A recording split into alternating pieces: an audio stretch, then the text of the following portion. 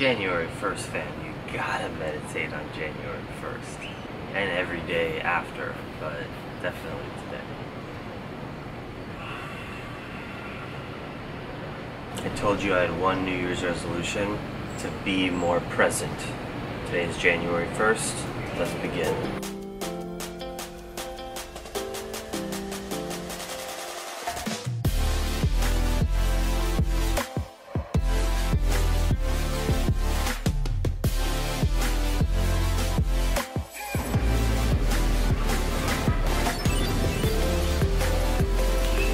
Heading out to go take a family stroll into downtown Laguna. I brought bananas.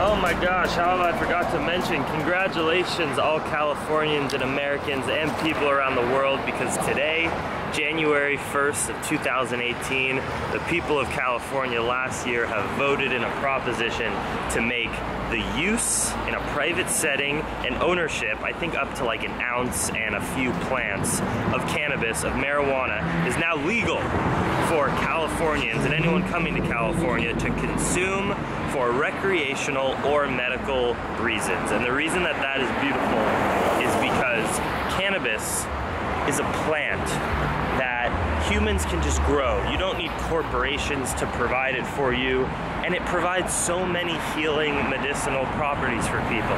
It helps me reduce my anxiety, tune into the present moment, and also have a good time with my friends and be creative, and it doesn't really harm your body too much. Sure, smoking is never a good idea, but you can intake cannabis through oils, through tinctures, through muffins, through cookies, in so many healthy ways. And in our world today, there's too much delusion, there's too much division. We don't go up and talk to our brothers and sisters that we share this planet with. And I really do think that restricting cannabis and making it illegal, that contributes to the world that we've created today, where we're all divided. We don't think of each other as brothers and sisters. We think of things in competition, and there's so much violence. And today is a historic day because we as the people of California have said, fuck regulating things that will make our world a better place and will provide medical benefits to people. Let's open up this world. Let's be more free. And that's what we've done today. So cannabis is now legal. I don't think I'll go to a pot shop today. I'm here hanging out with my parents. I don't need to, but it's a historic day. And let's also mention that it's going to contribute in incarcerating far less people and giving more freedom to the California and American people. Amen.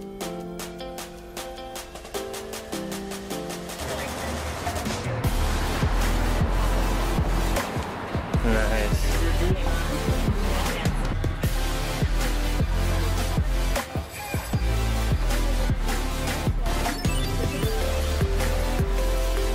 I love this place. Check out how weird and amazing it is. What does this even mean?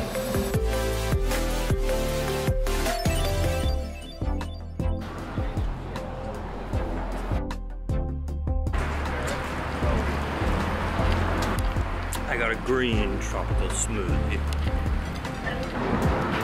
What does the new year mean to you? It means this is going to be a great year for the family. A lot of big things going on. And oh look, there's a restaurant up there. Just be real. Do you have any like intentions or? Just to, yes, to shorten my umbrella. To be less focused on the noise and more focused on the things that really matter.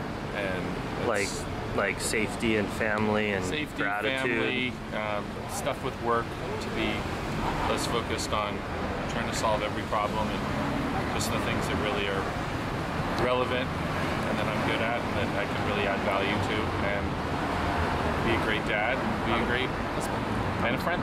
I'm down with that. What about you, Mom? I like it. I think 18 is, I don't know, somehow an exciting, lucky number. There's different things in different cultures, and I'm going to practice being less anxious this year. Just relaxing and That would definitely serve you for sure. Being present and not worrying about the small stuff. That's Those are my Amen things to I thought that. about this morning. Get some books? Yeah.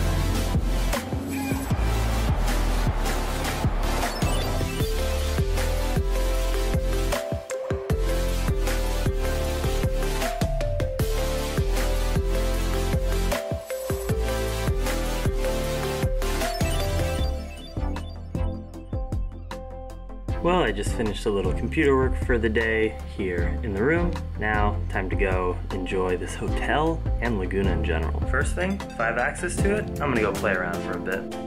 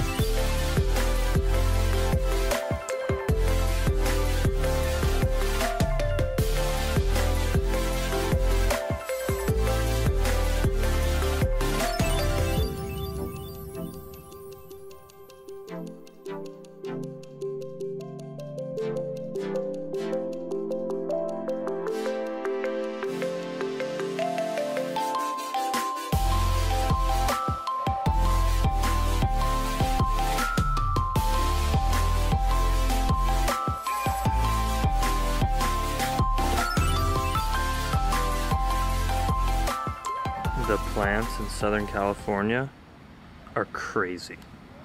What is this monster? This beautiful geometric sacred pattern of life storing water and nutrients. Give me a break, it's amazing.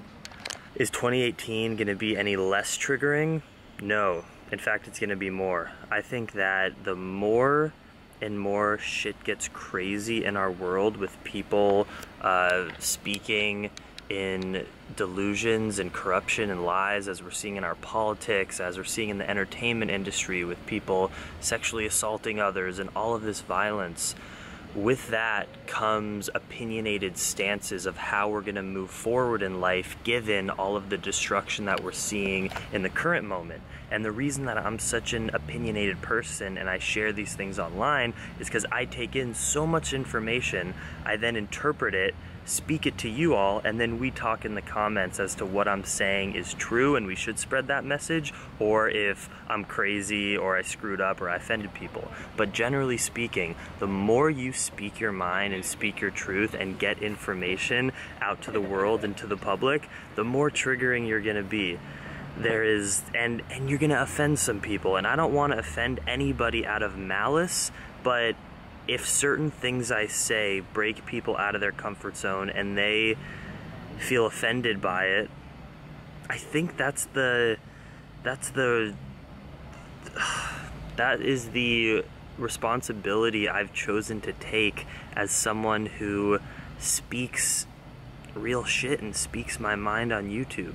I'll be honest, you know, lately I've had a lot of people unsubscribe from my channel and unsubscribe from being patrons on my Patreon page. That's okay, because if I said something that deeply offends you and you don't want to consume my content, I understand. It's YouTube, it's a free world, you can go follow whoever you'd like.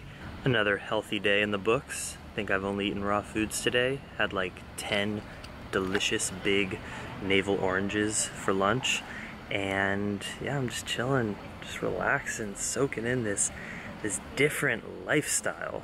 My parents and I had a really thought-provoking, we had a really thought-provoking conversation at dinner last night, and it was, what is it really gonna take to fix our current environmental, specifically environmental, but also political, just general situation in our world we have today, where human beings are parasites.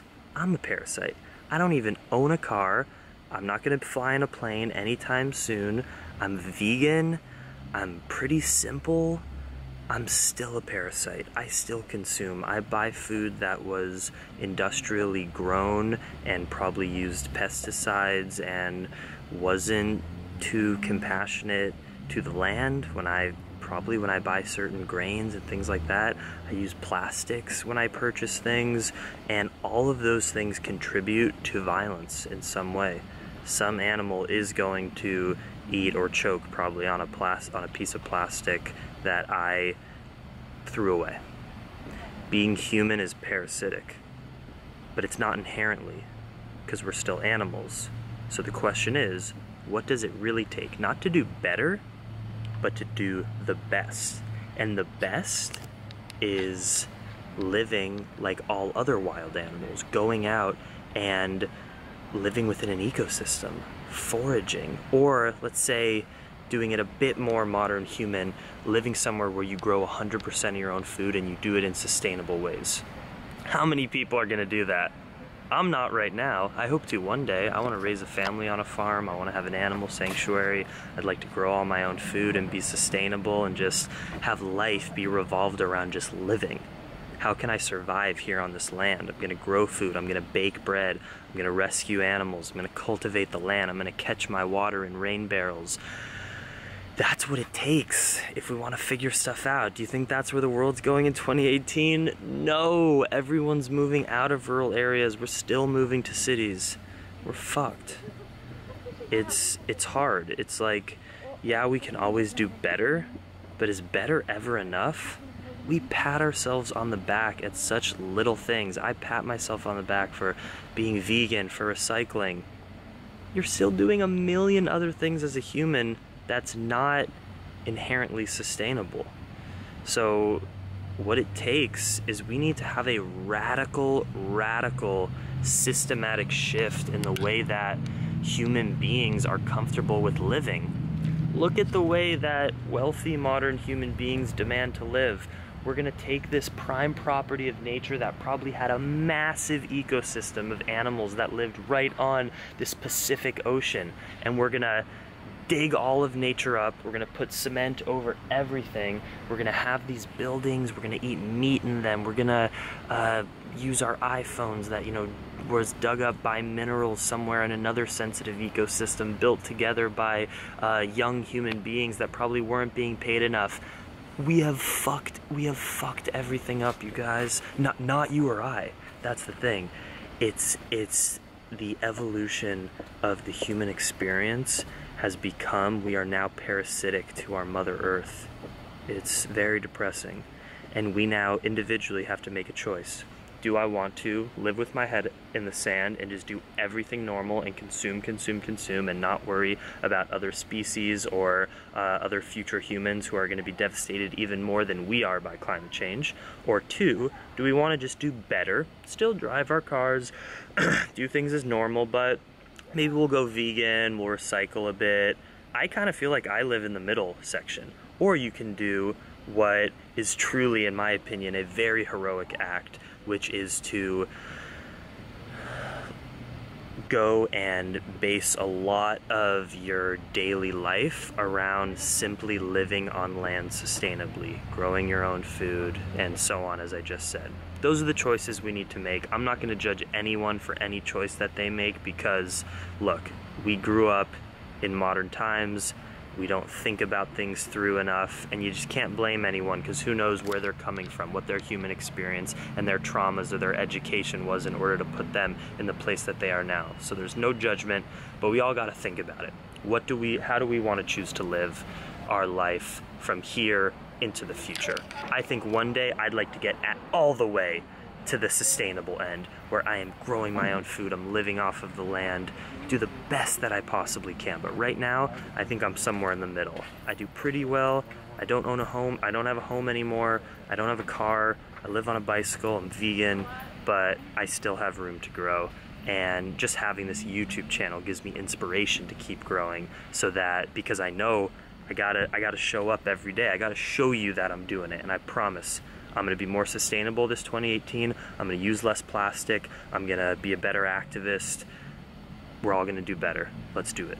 Okay, I'm gonna go chill in the sauna in the steam room for a bit, and then we'll go to dinner later tonight, and we're going back to LA tomorrow, where I'll be for the next 5 weeks probably, and many fun stuff.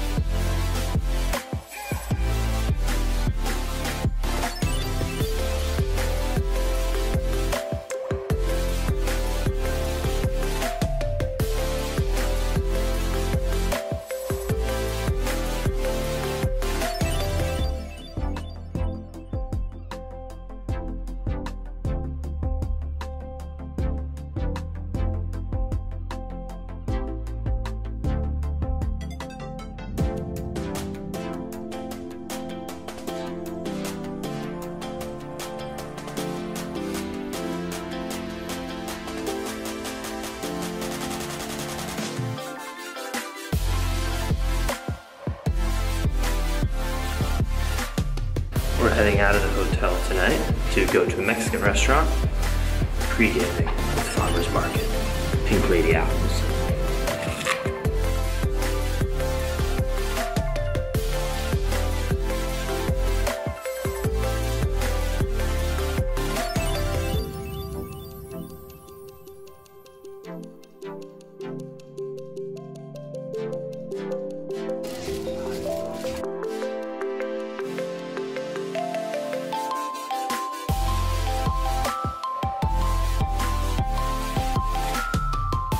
Hey, we decided to live a little, get some vegan pomegranate sorbet.